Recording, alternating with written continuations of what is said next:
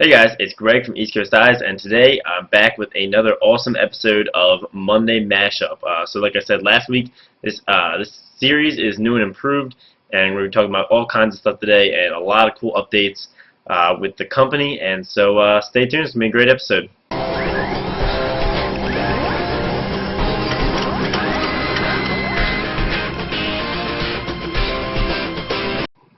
So first off, guys, obviously I have to talk about the Super Bowl.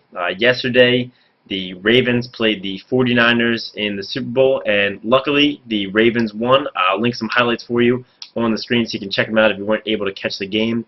It was a pretty awesome game. The Ravens came out really hot in the first half. Joe Flacco threw for 3 touchdowns, and so we were beating them in the first half, and then right at the beginning of the second half, the very first kick return, Jacoby Jones ran it back for a touchdown, so we thought that was really going to bury the game, and that was going to be it. We were going to go smooth sailing and win the Super Bowl. But then at the Superdome, there was a power outage in a lot of the lights, and so that kind of threw a rhythm off, and Colin Kaepernick and the 49ers came back really hot and actually came back almost within winning, really close to the end there. We had at one point we had a fake punt early in the game. So that was pretty awesome and fun to watch. At the end, we had to hold the ball and actually take a safety so that we would run some time off the clock, and so that we would be able to punt it to them off the punt after a safety, and they would only have time to run it back and would not have time to run a play. And in the end, we won. A lot of you guys know that Ray Lewis is retiring after this year, so it was kind of nice to see him go out on top. There's a lot of people that hate him, a lot of people that love him, but either way, I'm a big fan. It was nice to see him go out on top. So there'll be a parade in Baltimore tomorrow. So Ben, Mike, and I are going to head downtown for the parade. Let me know if you guys want me to take some video footage or clip together a cool video for that. I can try and do that if anybody's interested, but I don't really want to upload anything on this channel that is that's too Ravens biased. But if you guys want to see it, I'd be more than happy to upload it. So yeah, I'll have some highlights on the screen, and you guys can check those out. So the next item is Al Gear ran an article on the 3 starting sticks for the Hopkins attackman, Zach Palmer, Brandon Ben, and Wells Stanwyck, and it was really cool to see that Zach Palmer was using the piece of East Coast mesh I had sent him in his Surgeon 10. I've also been communicating with Brandon Ben a little bit through email, and he's got a piece of mesh that he's stringing up and trying out right now, so it's really cool to see that happening. I clipped together a cool video about Zach Palmer and talked about it a little bit earlier in the week. Wells Stanwyck, of course, uses a pita pocket, so that is going to be a little bit difficult to convert him over. But I actually have a Surgeon 10 here, so I'm going to be replicating Zach Palmer's stick, and I have a CEO back there, so I'm going to try and replicate Brandon Ben's stick as well, so you guys can check out how they're stringing their sticks. It looks like Zach Palmer's using quite a big bag with a tight channel, and Brandon Ben's using stringing quite similar to what I've used in my CEO before. And Wells Stanwyck stick was kind of cool to see up close too. Not many people have gotten a chance to see a Stanwyck pita pocket up close, or flying around, see a Stanwyck pita pocket up close, or see detailed pictures of it. So that was really cool to see. How his dad strings them, and he marks up the leathers with and the cross lace with markers and everything like that, so we can make sure it's symmetrical and all the tension is correct. So I thought that was a really interesting article. The link will be in the description. And you guys can check it out. You can also check out the video that I made about Zach Palmer's stick before as well. So another thing I'm really excited to announce to you guys that I thought would be a cool thing to put in the Monday Mashup is we are having our own custom East Coast style sticks produced by One Lacrosse, and you'll see the mock-up here on screen. So we're doing a white version and a black version with a really cool gray crab pattern, and that says East Coast Eyes on it, and they've got the speed grip finish that the Cutter C155 has that I've talked about, which is the light sandpaper coating. So we're really excited for those. It should be a little bit before we get them in, but I thought I'd let you guys check out the mock-up beforehand. We'll be selling them on our website, and we absolutely cannot wait. They're going to make really cool display sticks. I'll have to customize a head at some point to go with one, and I think you guys are going to really like them, and they'll be a good deal, and you'll be able to pick them up. And really excited about it. We'll be releasing a couple more, but these are the 2 that we decided to start with. So let me know in the comments how you guys like these shafts, and if you think you might pick one up, because I think they're really, really awesome. So this is another item I thought you guys would find really interesting that I pulled from my parents' house when I was over there, and it's a vintage, not gear equipment, it's a piece of vintage lacrosse memorabilia that I have, and I thought it'd be really cool to show you guys. You guys might be interested. So what this is a year 2000, so 13 years old, Warrior catalog, which is actually signed by Ryan Powell. So this is from almost 15 years ago, over a decade, and it was really cool to see what kind of gear they were rocking in this old school Warrior catalog. The thing is actually still in mint condition with the signature on it and everything. So I thought, you know, it was really cool. I was really happy to see this when I went home. So you can see here is the original Revolution and Evolution, which is really cool. And they've also got, even in this is so old that it includes the Odyssey, the Diablo, the Cobra, and the Barracuda. So you can see all those there. The Odyssey is actually a head that some people like for face-offs now, because it's got a similar plastic to what they used on the original blade. And then for shafts, they've got the Titan Pro, Titan Classic, the Fat Boy, and the Whiplash Titan handle. So I thought that this was just a really cool. And then for gloves, they've got RPMs, which were the glove I had back in the day. I played with these in middle school. So they are really cool as well. I think I might still have a pair of my Loyola RPMs somewhere at my house. So I just thought that was a cool piece of memorabilia, and some of you guys that maybe weren't playing lacrosse in 2000 might want to check that out. So two other things, guys, is that on YouTube a couple things popped up. The first is Team USA versus Loyola highlights from the other weekend. If you didn't get a chance to see the game, you should definitely at least watch the highlights. They were really awesome, and Sam Bradman was just playing out of his mind. But both teams looked on point, especially since the USA team hadn't had a chance to play with one another, and they were just kind of getting out there with limited practice and playing together. But the Loyola team also looked top-notch, and I've seen in a couple of things they've got the #1 ranking this year, and they look like they're going to come back strong for a second year in a row. It looked like the stringing wasn't really affecting anybody. The shooting string rule, it seemed like they were really shooting accurately and passing well, and everything looked really crisp. So I don't think that's going to be an issue this season. It did seem like the ball came out just a tiny bit easier, and you could see some of the rule changes implemented, like the quick whistles and things like that. And I really like the pace of the game, and I think all the changes are going to end up being really positive. And another item is something you guys are going to like on the Lacrosse Network. The most popular series on their channel, or one of the most popular series, is Club Ball, where Colorado Red Hot Buffs. It's a documentary that follows them around throughout the season that I believe Contest Colin produces and directs, or whatever you want to call it, and it is really well done. I love watching all of them. It's like a little TV mini-series about the team, like a little kind of Hard Knocks, if you've seen that show, about the Red Hot Buffs, and it's really awesome. Make sure you check out the link on screen to that video, and there's going to be more episodes as the season goes along. Another thing they did, which I absolutely love, is NLL top plays. They did a top 10 for the week in the NLL, so the link for that will be on the page as well.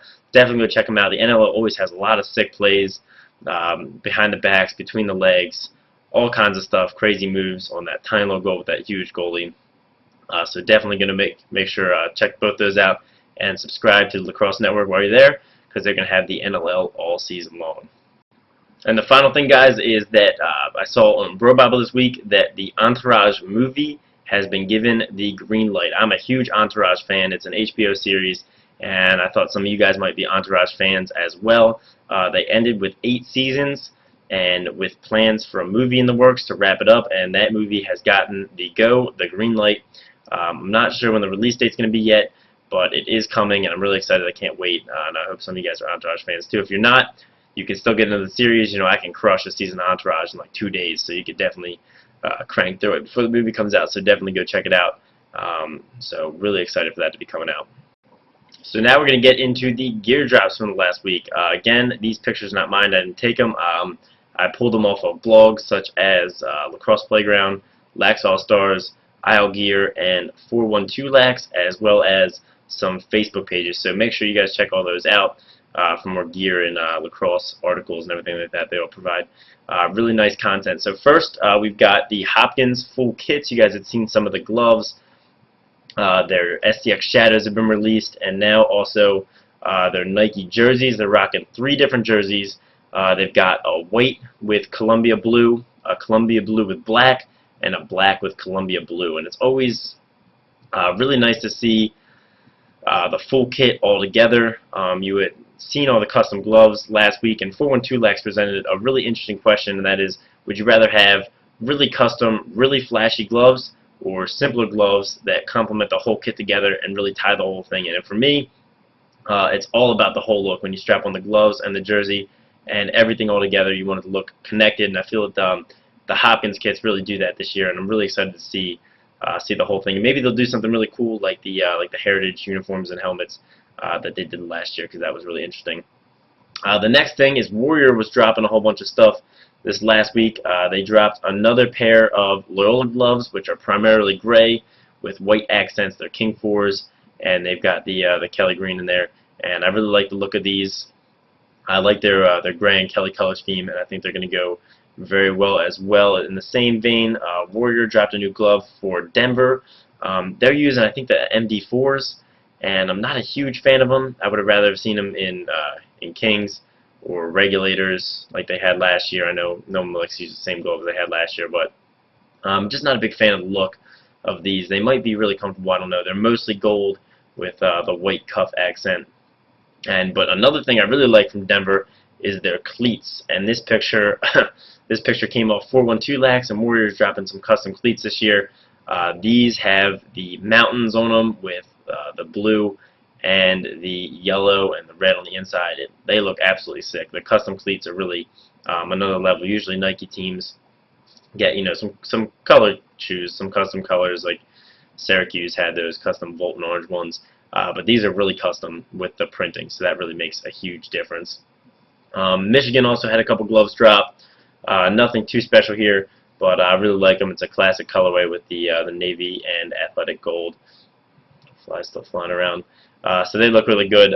Warriors starting to do some custom patterns on their gloves. You can see it's got a pattern in the yellow on the top. Another full kit that dropped was the Penn State full kits, and they look really nice as well. Really clean with a lot of white and some navy.